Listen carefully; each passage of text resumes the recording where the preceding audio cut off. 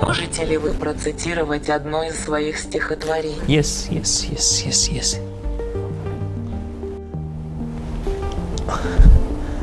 Ichki kishi. Har tong yo'lga ko'zlarini tikib, Mo'ynoqda bir bobom yashaydi. Erta indin orol qaytar deb, qayta qayiq yasaydi. Ba'zan qo'lin yelpana qilib, tinglar suvning shovurlarini. Barin sarob ekanin bilib, qumga bosar bovurlarini. Tushlarida o'zicha yayrab, qulochiday baliq tutadi.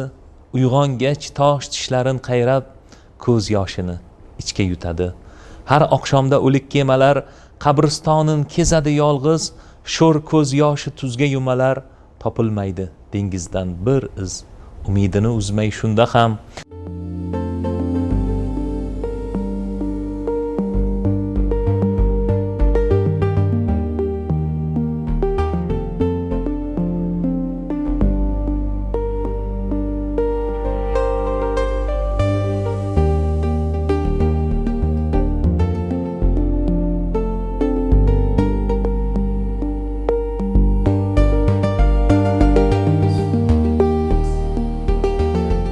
Sasam, ya'ni 1948-yil 3-aprelda boshlangan fojia meni juda ham qayg'uga soldi. Bu haqda oldin eshitmagan edim. Bu yerga kelib o'sha meni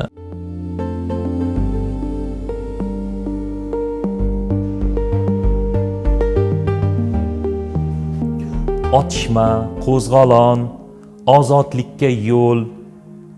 Odamlar olovda pishadi xil, osmonga talpinar minglab yongan qo'l. Yoqilar qishloqlar, yoqilar uylar, onalar bolasin qattiq quchadi.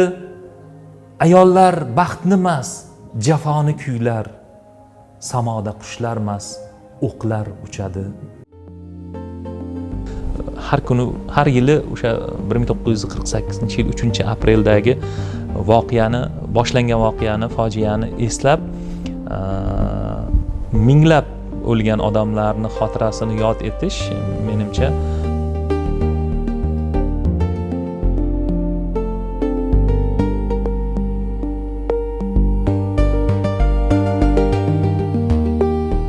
men o'ylaymanki, o'sha Han Kangning bu asaridan ta'sirlanib, men o'zim ham hozir asar yozyapman. Meni asarim ham muvaffaqiyatli chiqadi degan umiddaman. Men bu romanni o'qib juda ham maza qildim. 이 소설을 읽는 게 정말 재밌었어요. Ya'ni u yerda asarning yozuvchi ko'zi bilan tasvirlangan tasvirlari juda ham o'zgacha. Do'stlarim ham menga biror so'z demas, ko'zlar so'zlaganin ko'zlar bilajak. Quloqim ostida qarg'a qag'illar, orolda qop-qora tonglar otadi. Jonsiz tanlar ichra go'dak big'illar, o'lgan onasini emib yotadi. Masalan, bir xil holatlarda yozuvchilarga, shoirlarga, o'quvchilar, adabiyotshunoslar aynan o'sha adabiyot nazariyasi nuqtai nazaridan baho beradi.